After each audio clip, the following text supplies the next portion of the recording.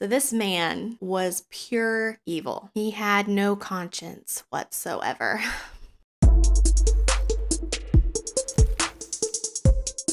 Hey guys, welcome back. If you are new here, hi, my name is Shayna, and in my little corner of the internet, we talk about spooky history of all kinds. If that sounds like something you're interested in, be sure to hit that subscribe button and notification bell because I upload on Wednesdays. I also have a podcast called Spooky History with Shayna Blake, and that is where the audio of this video will be. So if that's more your thing, I'll be sure to have a link down in the description for you. But today's video was suggested to me by one of my awesome subscribers, Robert Bucky. He suggested I look into this story, and when I did, I knew that I had to make a video on it.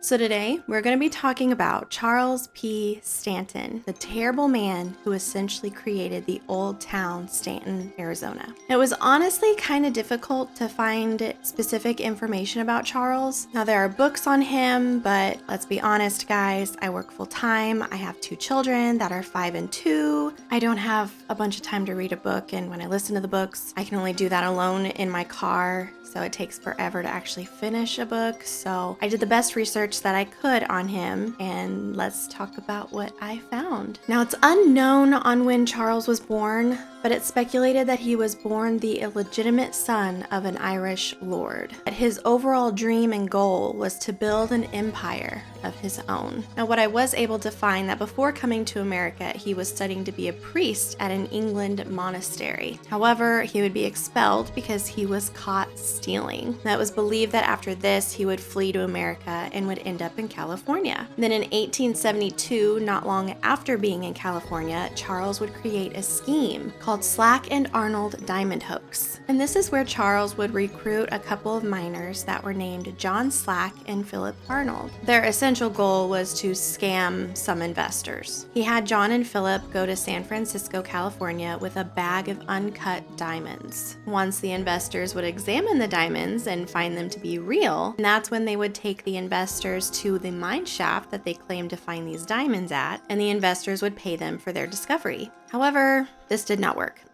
Because a geologist named Clarence King would uncover the fraud and discovered that these diamonds were diamonds, but they were actually from fields of South America and were planted in a Wyoming mine to make it look like they came from that specific mine. Well, Charles didn't want to get caught, so that is when he ran to Arizona. And at first, with him being in Arizona, things were normal with Charles. He would find honest work as an assayer at the Vulture Mine near Wickenburg. And an assayer is someone who analyzes various types of minerals and ores to essentially see if they're valuable or not. He would eventually build a cabin near Ridge Hill, and he would open a store near Antelope Station, which was a stagecoach stop at the time. Charles would end up becoming a pretty successful businessman in this little town, and he would sell miners food and supplies, as well as buying their gold and acting as their banker for those who wanted to keep their stash of money safe. But even though Charles helped the miners with their necessities, the miners didn't really like him very much. Charles was pretty arrogant. They would end up calling him the Irish Lord,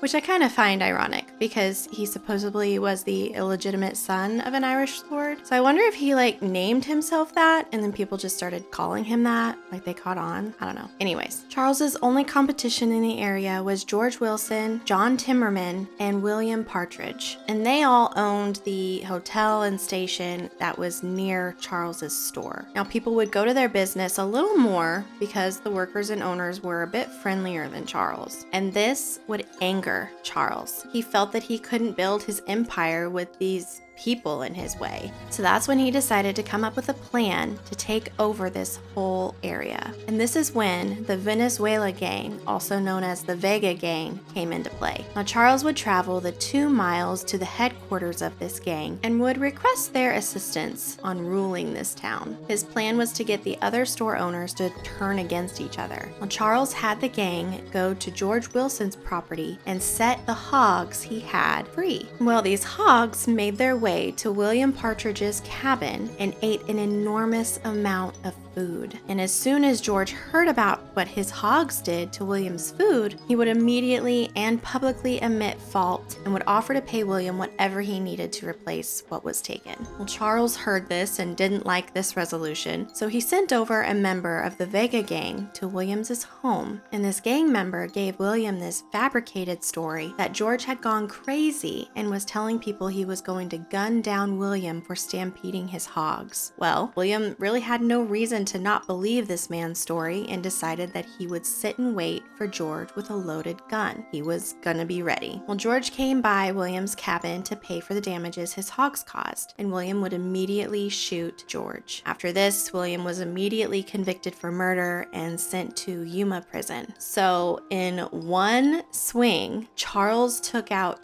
2 of his 3 rivals. You'll kind of see a recurring theme here. Charles never really did the dirty work. He always had people do the stuff for him. He was like a big mob boss of the Wild West. So, not a very nice dude. Not long after, due to Charles's influence on the town, there was a post office that would be established in 1875, and this town would officially be named after him as Stanton, Arizona, and he would become its complete ruler. I mean, Charles did everything in this town. If you needed food or supplies, you'd go to him. If you wanted female company for an evening, Charles would get the gal for you. If you wanted your mail, you would go see Charles, the town's postmaster. If you wanted a policeman, Deputy Charles Stanton was at your service. He was even the justice of peace. He wore all the hats in this town. But unfortunately, the town of Stanton was anything but peaceful. If Charles thought you were a threat, he would have his people take you out. And after the whole fiasco with William and George, Charles thought that he had gotten rid of all the competition in town. Well, after George died, his partner John Timmerman would end up closing the store and would join a new partnership with a man that moved to town with his family, and his name was Barney Martin. Well, Charles wasn't having it, so he would hire a man named Juan Revel to take care of it. I'm not sure if Juan was part of the Vega gang, but he was hired to kill John Timmerman. So he followed John one night and ended up shooting him right in the heart. Juan would end up getting caught for this murder, and right before he died in prison, he would confess that Charles was there during John's murder and that he watched the whole thing go down from a nearby hill and gave Juan half of the $700 that John had on him. So this man was pure evil. He had no conscience whatsoever. He didn't let anything or anyone get in his way. After John's death, Barney and his family were harassed daily. Barney was challenged to a dozen fights every day, and his wife was scared to leave her house because the Vega gang would yell insults at her constantly. Even their children couldn't go play in their yard because people would literally throw rocks at them. Absolutely terrible. However, Barney didn't really take anything that was happening seriously, which was a very big mistake. He just assumed that it would eventually go away. But then the gang would start fires at his home, and that would be the final straw. So Barney would finally decide that it was time to leave in July of 1886. So he sold out his business and loaded his family in their wagon and headed to Phoenix, Arizona. But before leaving Stanton, Barney would send word to his friend, Captain Calderwood. And he just really told him that he and his family were leaving Stanton, let him know when to expect them at Calderwood's place, because they were leaving Stanton to head there so they could essentially rebuild, I'm assuming, start a new life, which was a smart thing to do because Barney and his family left town and they had no idea that the members of the Vega gang were following them by the orders of Charles. Now, once the family got between Congress and Phoenix, they were stopped by 8 men in the Vega gang. Now, this is where it's going to get a little graphic, so if you want to skip a few seconds, I don't blame you. I'll try to leave a timestamp here. A man named Elano Hernandez ordered Barney to get on the ground. But as Barney was complying with Hernandez's commands, Hernandez plunged a butcher knife through Barney's heart. Barney's wife understandably became hysterical and jumped out of the opposite side of the wagon and just started to run. Their young boys would run after their mother, but Hernandez would catch up with her and slit her throat, then proceeded to kill their boys as well. Now, there were some wood choppers nearby, and one of them heard the commotion and ran to help, but the men from the gang pointed their guns at him and ordered him to stop. So he had no choice but to just stop. And the gang ordered this man to help them burn the bodies. So this is really bad. But they even ended up scalping every family member and then piled them into their wagon and set it on fire, thus attempting to make it look like it was done by the local indigenous Americans. Absolutely horrifying. Well, since Barney and his family never showed up at his friend Captain Calderwood's home, Calderwood would send a search party to find them. After several days of searching, they came across the charred skeletons of the Martin family. I guess they even found out that Mrs. Martin had been pregnant at the time, which is truly heartbreaking.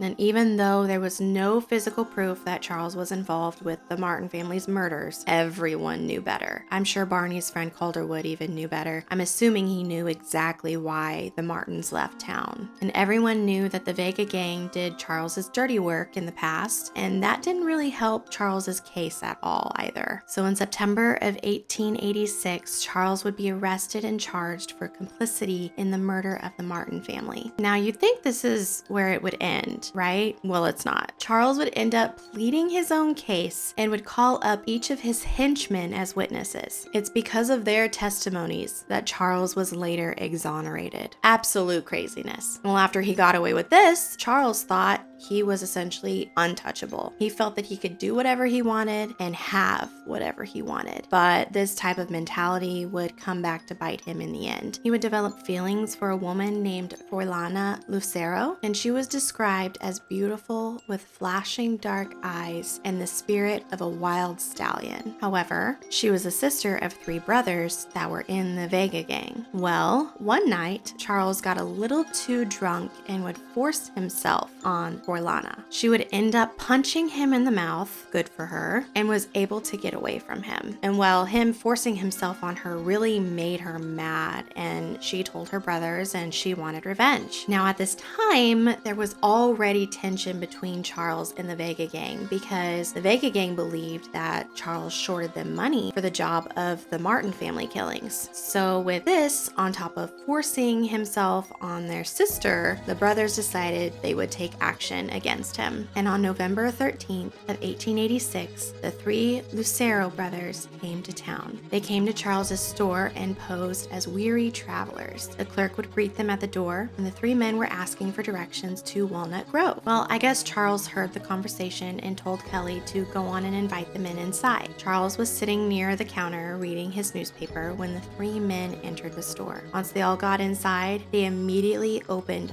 fire on him. Charles was hit 3 times, and one of the bullets pierced his heart, which killed him instantly. Kelly the clerk very quickly blew out the light and grabbed his rifle. The brothers ran off, but Kelly started shooting through a window and fatally shot one of the men. The other 2 escaped and were never prosecuted for the murder of Charles Stanton. Isn't that just wild? I thought so. Now, unfortunately, even with Charles being gone, it didn't stop the criminal activity that occurred in the town. The Vega gang ran it now and did what they wanted and didn't have to worry about giving Charles his pay cut. 3 men would be found killed in the same spot the Martin family was murdered. Then a few merchants who tried to run Stanton's old store were killed. One of them was a Frenchman who was killed by a Mexican miner, and the other was a couple by the name of Franks. And then another store owner that was about 2 miles away was robbed and nearly beheaded. It honestly sounded like a terrible place to live or even visit, especially if you were a store owner.